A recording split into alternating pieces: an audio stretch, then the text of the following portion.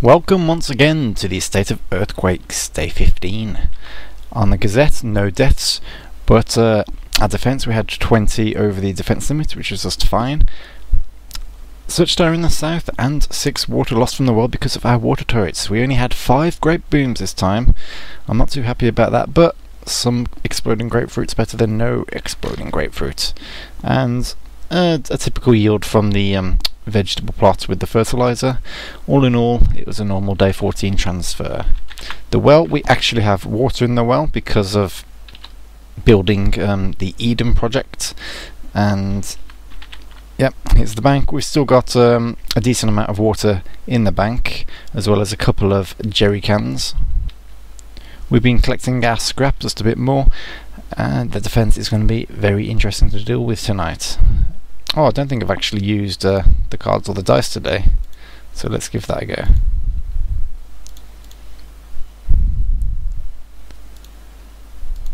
Nope. No luck today.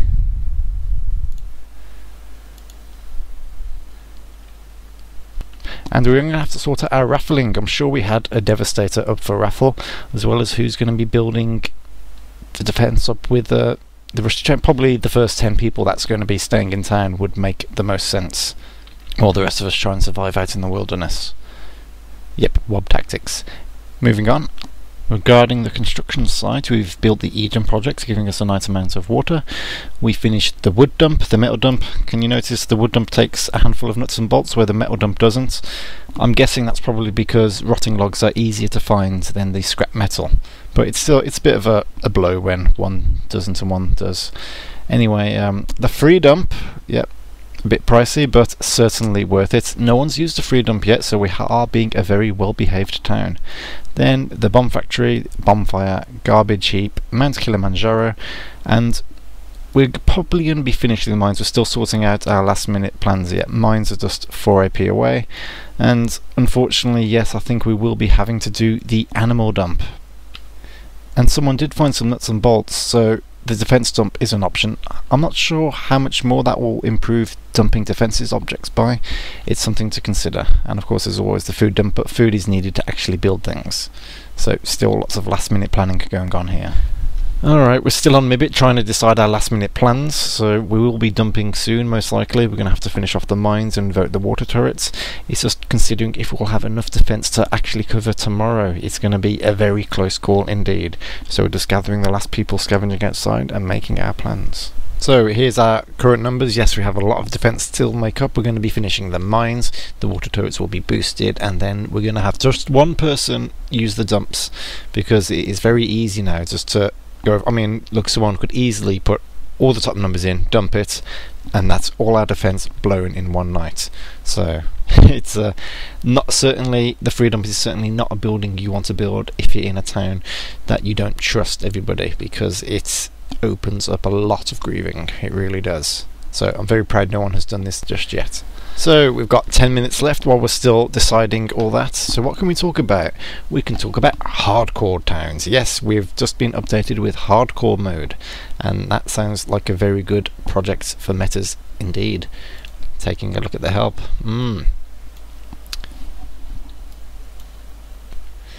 So I'm guessing people are going to be tempted by the twice as many hero days, and grievers are going to be tempted by the assault command.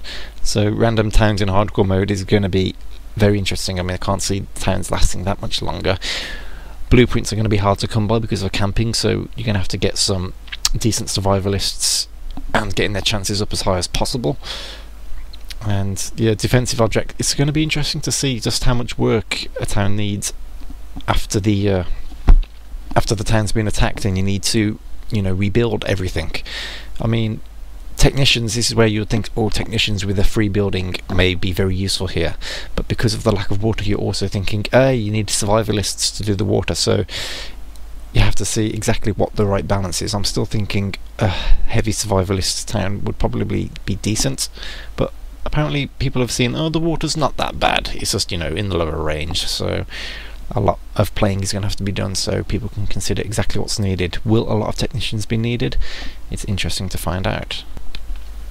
And good old Token has just found the old school traps. Yes, the mines have been built. There's some permanent defense which we never got around to building so far. I mean, we've still got the scarecrows, which is not worth it in the ratio, but it's still some permanent defense. We're going to be dumping all our extra AP into animal dump for use for tomorrow. Sorry, Tess. But the old school traps, if I remember, yeah, we still got options like the boiling fog, but we are going to have to watch our water limit, especially with upgrading the turrets in these last days. Old school traps, 25 defense for a lot of input. I mean, it's permanent, but it's not good on the ratio. But, you know, some options are better than no options, aren't they? And here is our final defense tally. 2,754. So we're going to the bottom end of the spectrum at the moment. We've got the water turret upgrade, of course. So where's that? Yeah, it's going to be upgraded by 56 defense points, and that will put us, you know, we're going to take a bit of a risk, but we are going to need as much scrap for tomorrow as possible. So it's going to be interesting to see just how the overflow of Zeds, if we get some, is going to affect us. Let's see. Yep, Fudgy Cakes. Miss Fudgy Cakes destroyed 250 rotting logs and 80 scrap metal for some lovely 500 defense and 160 defense. Now, yeah, rotting logs 91, scrap metal 93. Tomorrow is going to be a big dump day. Tomorrow is going to be where it counts, because our attack is very, very high indeed. That might go down with the estimation, one can hope. But with this new overflow system, it does seem rather prudent to get as much defense as possible, because lazy zombies aren't as reliable anymore.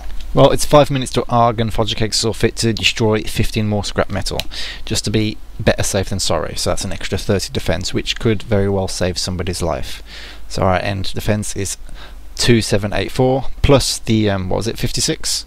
So that's, you know, I'm not really going to be expecting any deaths tonight, especially considering that everybody has a house. Yes, even Workshop has a house. Haha. So let's take a quick look at the leaderboards. You can see Colony of No Evil is currently leading with 15 days, but that is going to be easily booted off the top spot, I'm sorry to say. Soul points. Yep, Fudgy Cakes is leading. That's a lot of soul, nearly getting to 4k. That's going to be very interesting. And she likes pie. Yes, Fudgy Cakes does like pie. Hardcore Towns has its new own tab, so this is where it's at. If a meta is going to be a serious meta, they need to be learning how to deal with hardcore towns. It's going to be a fun time indeed. Well, I'll leave it there. My citizen highlight is going to be Jade Dragon 87. And look, another person with a low soul score, yet they've managed to stay alive and be a very prudent player in the town building. They've only been playing since Season 3 as well, is it? Yep, Season 3. So, not many distinctions, but I'm sure those will build up in time. So I'm going to leave it there. I've got to go. I've got a lot of planned. As an interesting bit of trivia, I met David Williams today in town. If you don't know who he is, he's one of the characters, well, one of the guys in Little Britain. A very good show, especially if you are British. So thanks for tuning in, and come down tomorrow for day 16, and that's going to be the big decider. Will we actually be able to survive with our remaining resources? Catch you later.